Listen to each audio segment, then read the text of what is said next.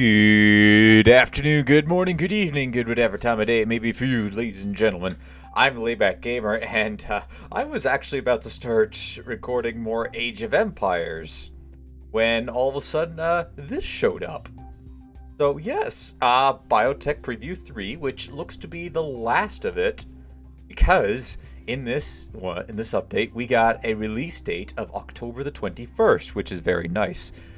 Oh, I'll be very excited. Unfortunately, it's going to be in the middle of the week, so I won't be able to, fully play it and check it out. But it's still exciting nevertheless.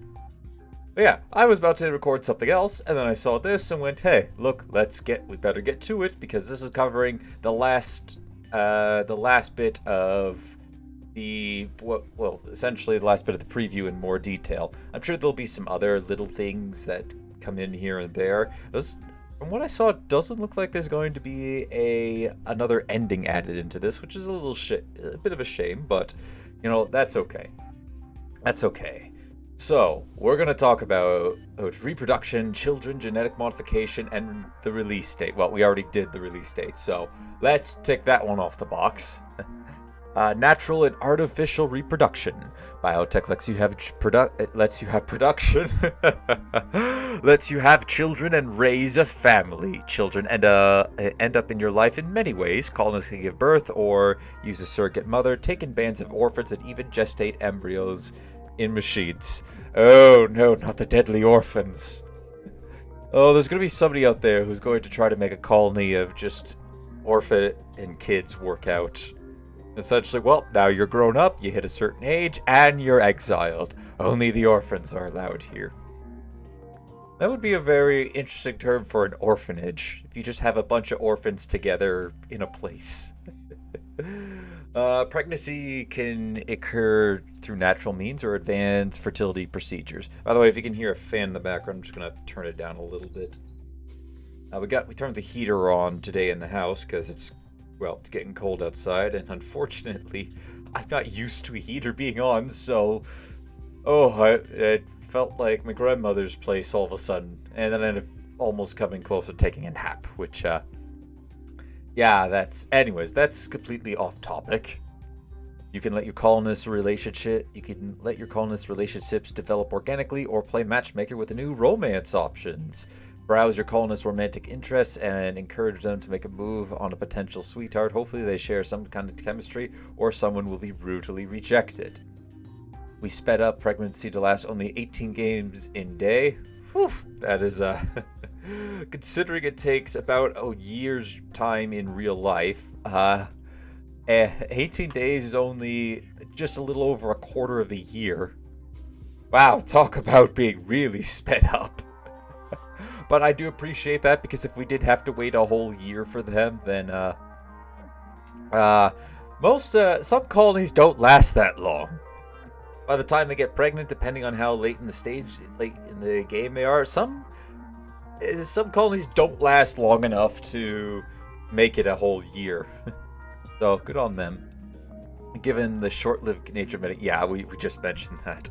Take care of mum during this time. Pregnant colonists get really big, slow, and hungry. Oh, don't tell that to the pregnant people out there. They also struggle with waves of morning sickness and brutal mood swings from the highest to highs to the lowest lows. Oh boy, so this is just like real life. Prepare your little one before labor begins. Birth is difficult and dangerous for both mother and child. You'd have to be smart. You'd have to have a smart and a good... Oh, what's going on? Oh, okay, they did that with this one. I was hoping this track was one continuous one. Let me see if I could find one that's continuous.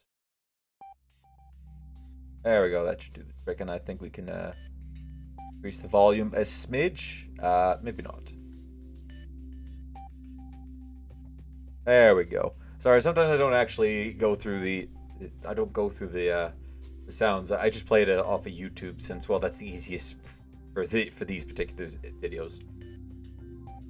Anyways, you'd be smart to have a good, clean birthing room with supportive families and a skilled doctor nearby. It could make the difference. Complicated births could be turned off via storyteller settings. I'm going to assume if they made the process very much like real life, it's probably going to be a chance that the mother could die in childbirth. Which, for many people playing tribals, that might be a bit of a hindrance. Although you can turn it off, but let's be honest, I play with mods that tend to try to enhance the experience as well as make it more difficult at times, such as Dub's Bad Hygiene, so I'm probably never going to turn this off. A baby's life is simple. Eat, sleep, play. Thank goodness. Newborns won't move on their own and rely on adults to feed and protect them. Colonists assigned to childcare will be responsible for all the babysitting. Keep your baby's tummy full with lots of good eats. Babies can't stomach complex meals adults like, so keep mom nearby if breastfeeding or cooking up some mushy, gooey baby food. Adults forced to eat baby food will not like it. In a pinch, insect jelly and animal milk will do great at keeping babies full. Something tells me, if YouTube ever looks into this, I got a feeling they're probably not going to like us talking about this, even though it's part of a game. I will get to this in a second.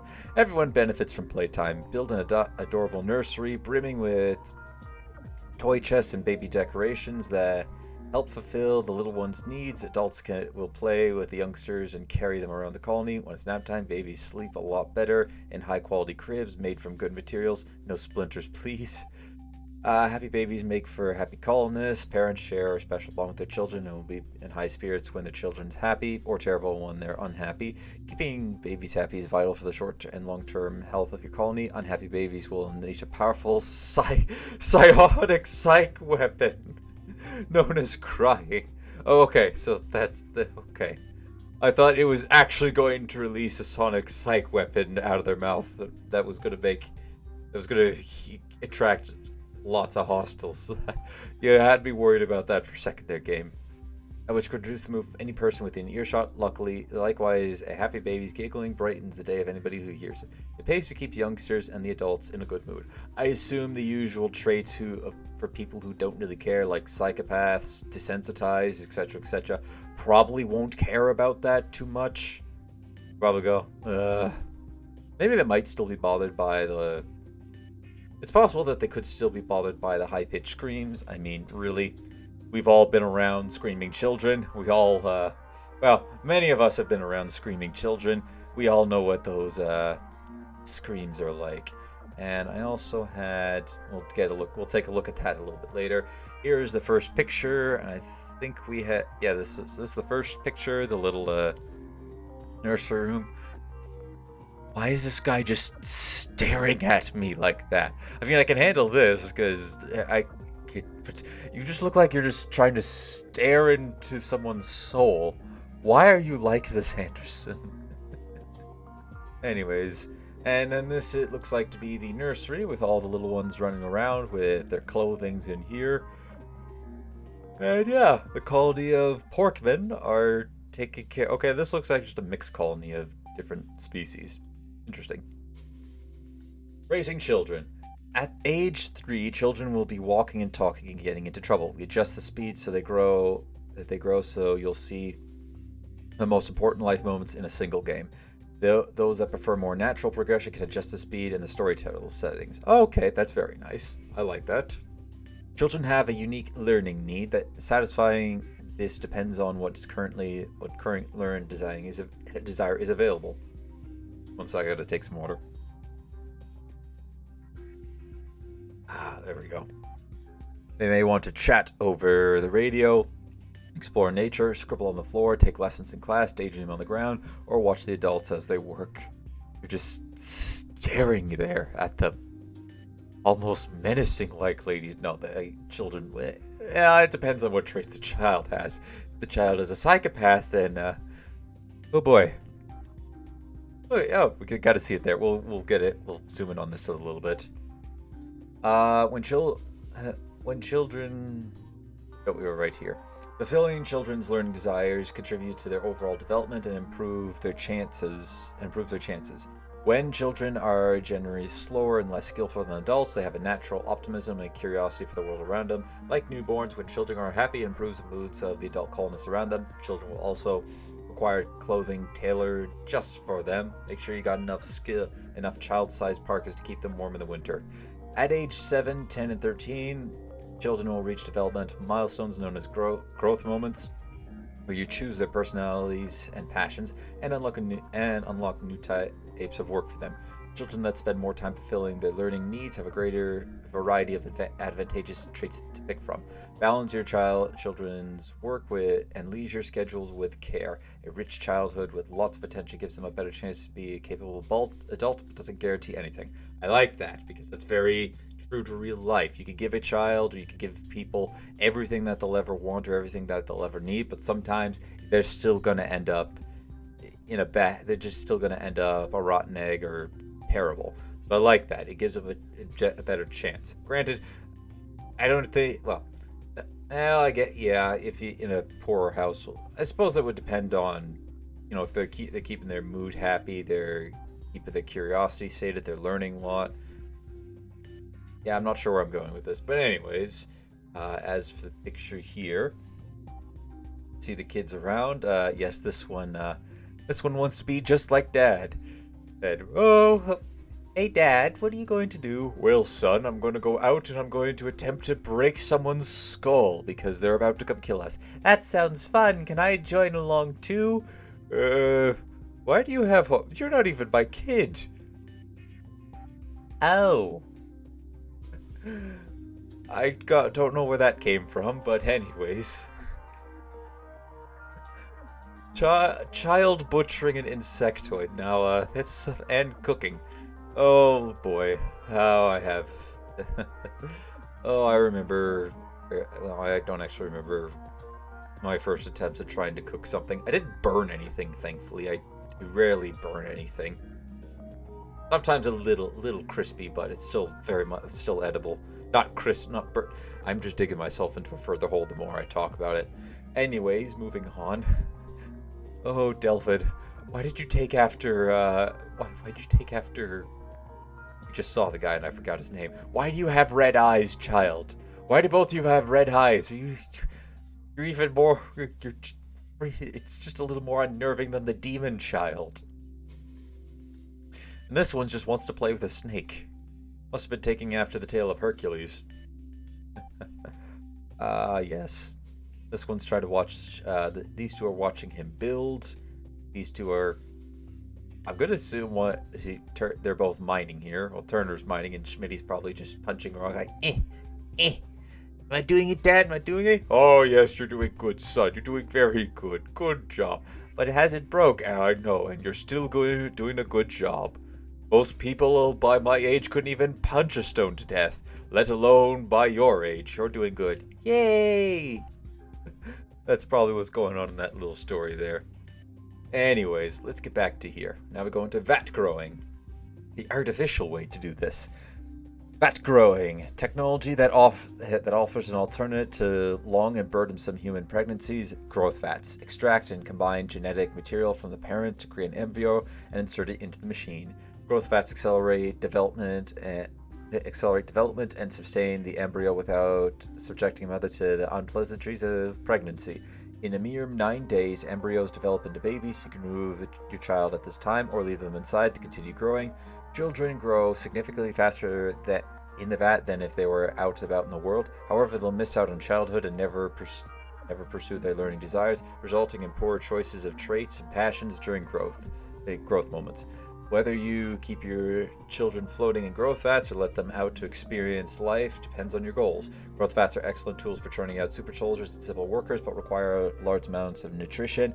Without an adequate supply of nutrition, individuals in the vats will suffer from biostarvation. Very nice. Like I said, I think when we first got the information drop, this to me sounds a lot like if you want to, like, maybe more of a clone army, if you will. Probably try to take the best trait. I don't know if the traits of the parents are going to play a huge outcome in the vat growing. It definitely is going to in in pregnancy, but I'm assuming that it will play a significant difference, which is what it probably would be why there's probably going to be a faction that's... Well, actually, it would probably explain a lot of the ancient super soldiers that are in the cryo caskets. some of them probably came from vat, or most of them were probably vat grown. And the few who were taken out are the reasons why.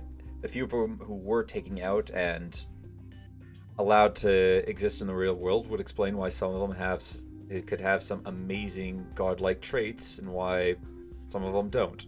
That's a nice little bit of lore there. That would be a nice little bit of lore if that's what their goal was for that. We have gene modifications. With Biotech, you can create your very own genetically engineered colonists known as xenohumans. To create a xenohuman, you first need gene packs, small capsules of containing a handful of genes. Gene packs can be purchased from traders, earned as quest rewards, or extracted from a host using a high-tech gene extractor. The process is not terribly comfortable, but the result is a gene pack containing a random assortment of the specimen's germline genes and xenogenes. Using a gene assembler, you can recombine several gene packs together into an implantable organ called a xenogerm. Once implanted into human, they will immediately gain the traits associated with the xenogerm's contained genes. Alright, so I guess this would be a way... Yeah, I suppose you could extract from your... So if say you have a really good... Well, we'll go with the super soldier instance. You have a colonist that's got really good skills in shooting and melee, and maybe they have one or two traits that maybe they might not be able to gain traits. I'm going to assume that they might be able to. Let's say, assuming that they are able to pick up traits from these xenogenes, that would be a great cause to be able to create a clone army. You would just start in the vats here, start growing children till they're full size, inject them with these gene vats, and now you have a perfect soldier. Or if, say, you wanted a perfect worker, say a perfect crafter, you just get somebody who has a high crafting skill, plus maybe combine it with somebody who had a good trait in, like, let's say, I'm failing to think of one at the moment. Let's say green thumb for instance. We'll change this. So let's say you wanted somebody who was really good with plant work, and you gave them the trait green thumb. I don't actually remember what it does anymore. That's just one of the ones I can remember. Then hopefully, I imagine that they'll now have that skill. They'll have most of that skill plus the trait of green thumb. Is that how this works? Yeah. Oh yeah, they gain traits, not the skill level necessarily.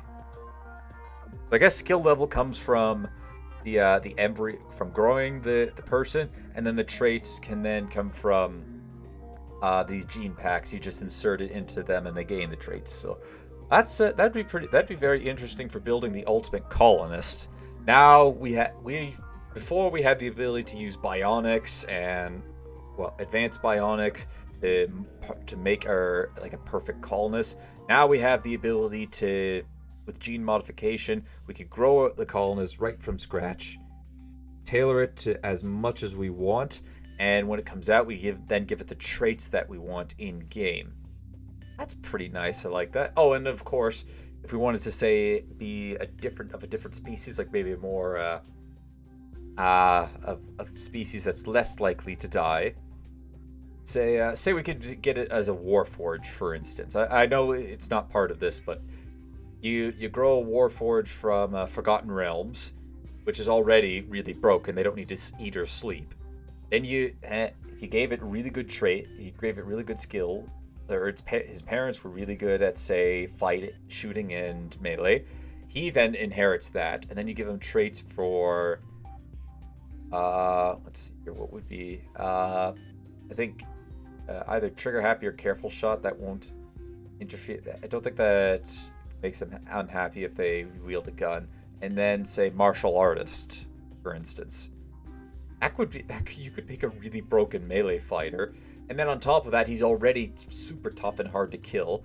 Then you maybe hook him up with some bionics, and now those are really hard to kill. And specific to the Warforged from Forgotten Realms, they regenerate their parts they regenerate some body parts if you take them off of them. So if they happen to lose their really good advanced bionic arm, they'll eventually regrow their arm back, and working as good as new. So that's just a really extreme example of how you could take this and really make insanely powerful colonists. And I love that creativity of being able to do that in game now. Makes really good. And I'm assuming these are the different genes that they're extracting from here. So it also makes keeping prisoners for the long term, somewhat viable. Instead of, once you've hit a point where you don't need their genes anymore, you don't need them or their genes anymore, you could then pawn them off to slavers, or if you have royalty installed, you can trade them away for favor and start developing a royal colonist and the like. But it gives another reason to keep prisoners around, especially if they're really good traits. And you don't have to worry about them going to berserk, or you don't have to worry, you still have to, but you don't really need to keep them as they've shown as we all know with prisoners, you don't really need to keep them too happy. You just got to keep them where they are. That's it. And if you could do that and maybe keep them a little bit happy so they don't keep constantly going on mood breaks, that's when you can, that's all you really need for a prisoner. And this now gives another reason to keep them around too. Let's hold the picture here, sorry. Yeah, so it gives another reason. I'm assuming the Architect piece there is probably a really good gene pack. If I were to take a guess, I'm assuming this is just a really good set of gene packs, or it's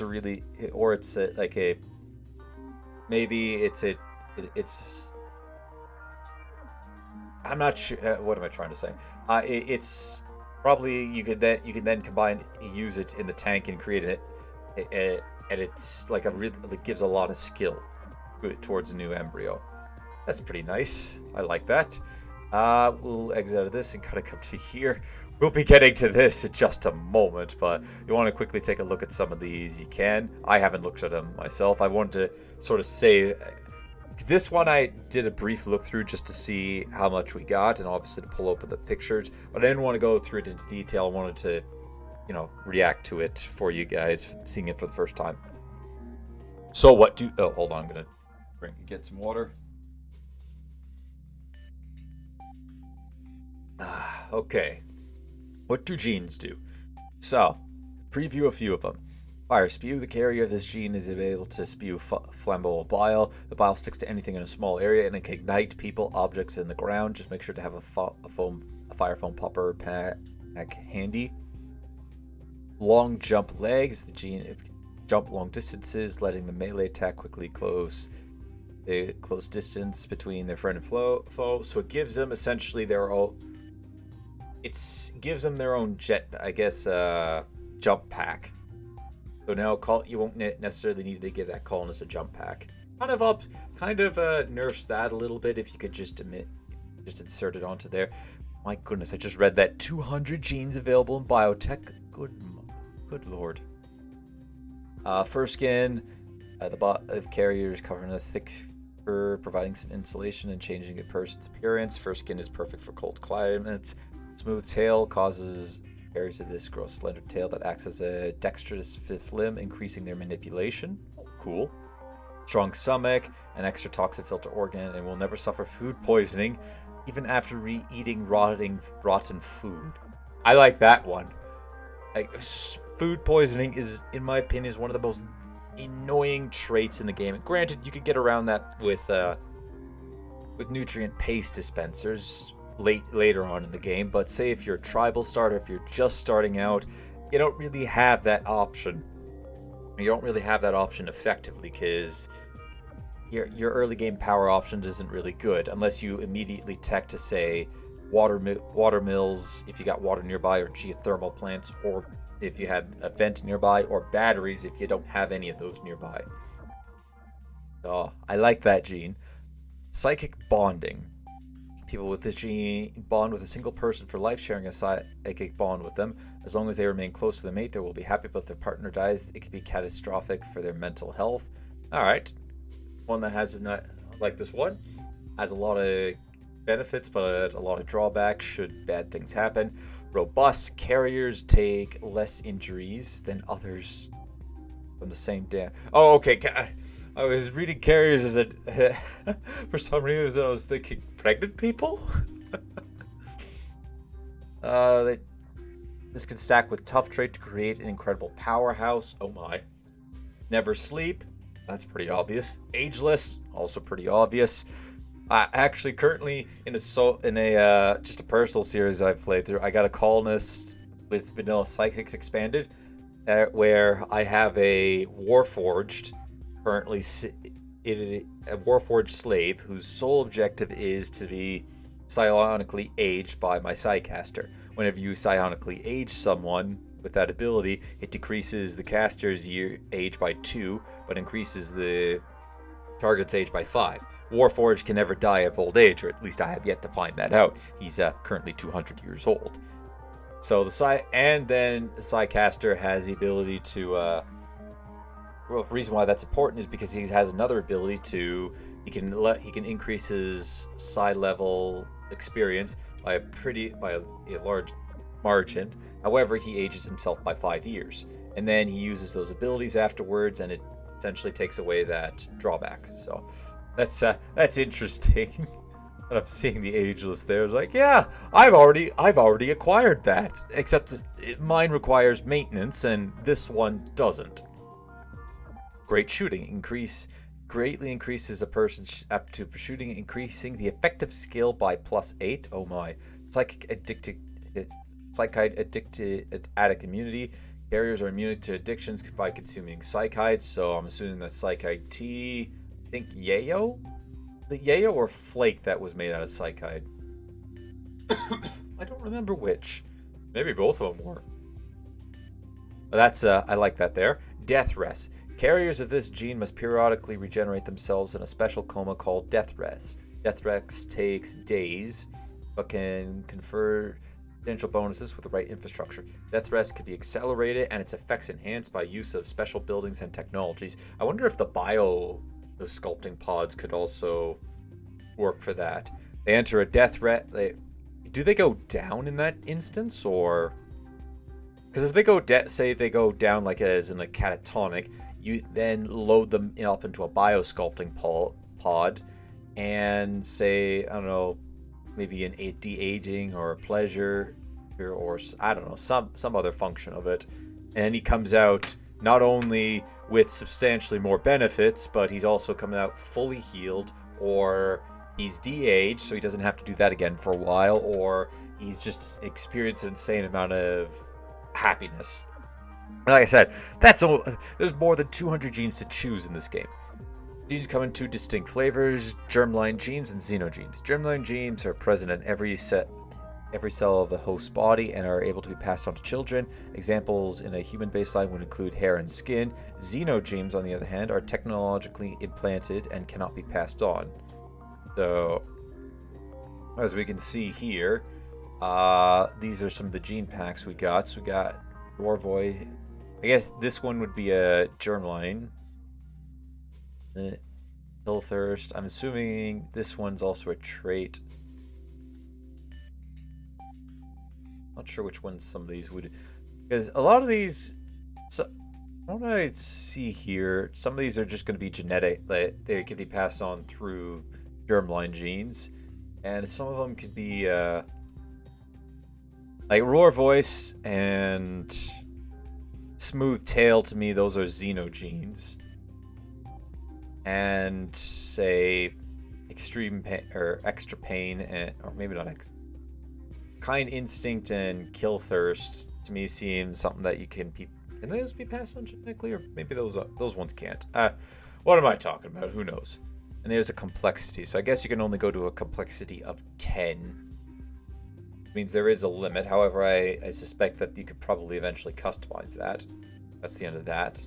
The pictures. You need to pick genes carefully. Powerful genes will decrease a person's metabolic efficiency, making them need more food. On the other hand, genes with drawbacks will increase a persona's metabolic efficiency. Creating a functional xenotype is thorough balancing act of the right strengths and weaknesses. Create a muscular cave dweller who's afraid of the sun, or sleepless genius who needs smoke leaves to survive. The possibilities are endless. The most powerful genes require Arcanite capsules. That was the stuff that we Let's see, that's what these are then. They're Arcanite capsules. Like I said, actually, I thought they carry... I thought they carried like god tier traits along the lines, but I guess they're for genes. They carry like powerful. They carry the most powerful genes. All containers, microscopic machines produced by super intellect architects. These devices are capable of enabling genes with physical and psychic feats, which would otherwise be impossible, from perfect immunity to super healing to immortality. Now that sounds exciting. Again, what I mentioned previously. Imagine like you're picking your genes out, and you happen to you can make your colonist immortal, or perhaps you make them oh, excuse me, or perhaps you make him immortal and say really and they make him immune to any form of disease. Well, now they can't die in battle, and they can't die through almost most natural causes. Aging might still kill them, but there's a vanilla way to prevent that through ideology. You just go with the biopods, and then they inherit some other traits, some skills from their gene donor, like some other gene donors.